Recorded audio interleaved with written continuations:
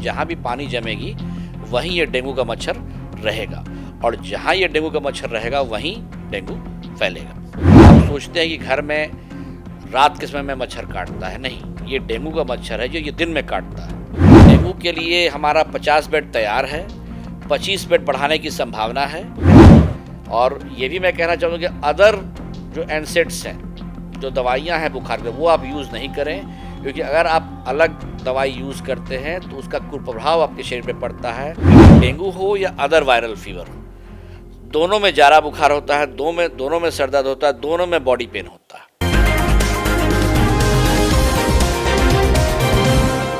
नमस्कार, NBC 24 news देख रहे हैं आप। मैं हूं आपके साथ अभिषेक। डेंगू का प्रकोप लगातार बिहार में बरप रहा है। बता दें आपको कि आज हम डेंगू को लेकर जो है बात करने के लिए पहुंचे हैं आईजीआईएमएस अस्पताल में। हमारे साथ बात करने के लिए आईजीआईएमएस के medical superintendent Manish Kumar Mandal sir है। सर से बात करेंगे। सर, जिस तरीके से डेंगू का प्रकोप बरप रहा है, लगातार जो है मरीज आ रहे हैं, सर इसको लेकर कैसे मरीज बचे, सर बताइए।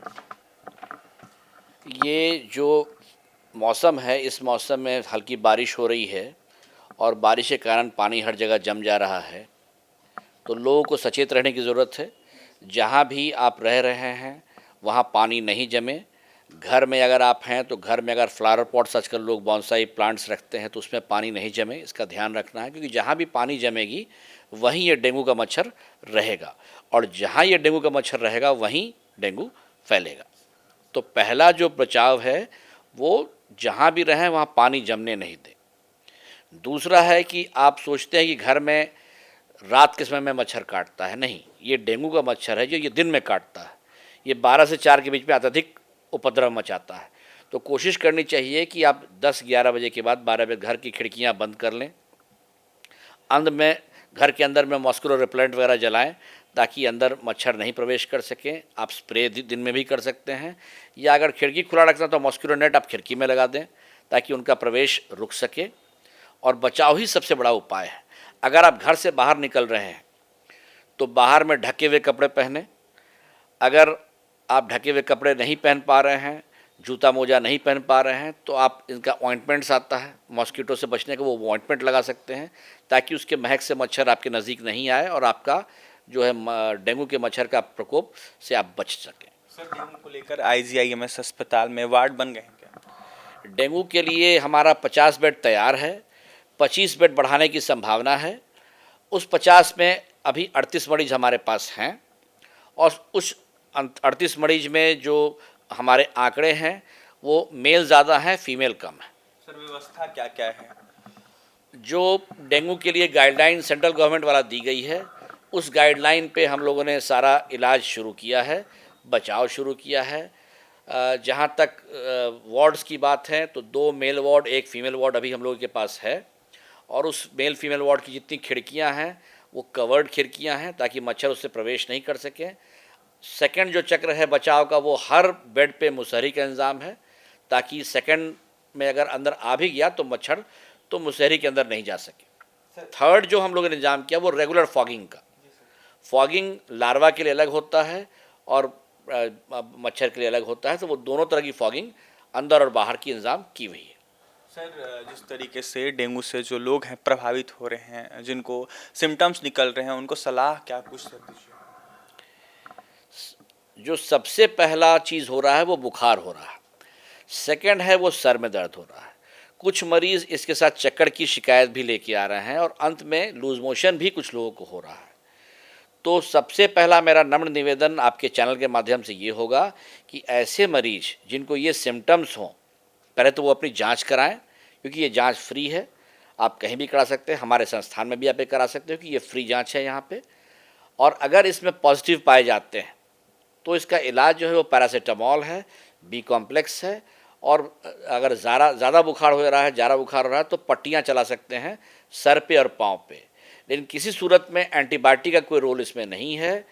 और ये भी मैं कहना चाहूँगा कि अदर जो एनसेड्स हैं, जो दवाइयाँ हैं बुखार के, वो आप यूज़ नहीं करें, क्योंकि अगर आप अलग दवाई यूज़ करते हैं तो उसका कुप्रभाव आपके शरीर पे पड़ता है। और बहुत सारे मेरे पास ऐसे मरीज आ रहे हैं जो कैल्पोल छोड़ के दूसरी दवाई ले रहे हैं और उनसे उनको वॉमिटिंग शुरू हो जा रहा है। तो आपके चैनल के माध्यम से बताना चाहूँगा, कैल्पोल या पैरासीटामॉल दवाई लें, इसके अलावा कोई भी दवाई लेना है तो डॉक्टर के जानकारी के बाद ही लें, अपने मन से इलाज नहीं करें। सर फिलहाल आईजीआईएमएस के मरीजों के आंकड़े क्या कुछ? हमारे यहाँ तो मैंने बताया जैसे कि अभी मेरे पास 38 मरीज़ हैं, इसमें ज़्यादातर मेल हैं और कुछ फीमेल्स हैं। 7 फीमेल्स हैं, बाकी 8 फीमेल्स हैं, बाकी सारे मेल पेशेंट्स हैं हमारे पास, यानी 31 मरीज़ मेल और 7 फीमेल हैं। हैरत की बात यह है कि हर तरह के मरीज़ हैं, चाहे वो गरीब हो चाहे अमीर हो। कुछ मेरे मेडिकल स्टूडेंट्स भी रहते हैं जो बाहर के पास के मकान में रहते हैं, वो भी पॉजिटिव आए हैं। एक जो मेडिकल स्टूडेंट हमारे यहाँ आई वो बहुत यंग लड़की थी और बुखार लेके आई थी और साथ में उसको शॉक में लेके आई थी, तो शॉक सिम्टम्स के साथ उनको हम लोगों ने एडमिट किया। उनको बार बार चमकी आ रही थी, उसके लिए इलाज शुरू किया और आज बच्ची वो 4th डे है, बिल्कुल नॉर्मल है, अब वो घर जाने लायक हो गई है। लक्षण क्या कुछ हैं डेंगू के बीमारी के? देखिए, हम लोग को सचेत रहने की ज़रूरत है, क्योंकि डेंगू हो या अदर वायरल फीवर हो, दोनों में जारा बुखार होता है, दोनों में सर दर्द होता है, दोनों में बॉडी पेन होता है। तो इसलिए ये जांच के बाद ही पता चल सकता है कि डेंगू है अथवा नहीं है। सिम्टम एक ही है, इलाज भी ऑलमोस्ट एक ही है। हाँ, डेंगू में अगर हेमरेजिक डेंगू जो सबसे ख़राब प्रकार का होता है, अगर वो है तो उसमें प्लेटलेट चढ़ाने की ज़रूरत है। आपके चैनल के माध्यम से मैं ये बताना चाहूँगा कि अगर किसी को प्लेटलेट 20,000 या उससे नीचे है तभी प्लेटलेट चढ़ाने की ज़रूरत है, अन्यथा नहीं है। या अगर 20,000 से ऊपर है और कहीं ना कहीं से ब्लीडिंग शुरू हो जाए, फ़र्ज़ कीजिए कि मुंह से हो जाए या मलद्वार से हो जाए या चमड़े के अंदर ब्लीडिंग शुरू हो जाए, तो वैसे केसों में प्लेटलेट चढ़ाना है, अन्यथा प्लेटलेट का कोई रोल नहीं है। इसलिए लोगों को इसके लिए जो है घबराने की, भयभीत होने की बिल्कुल ज़रूरत नहीं है।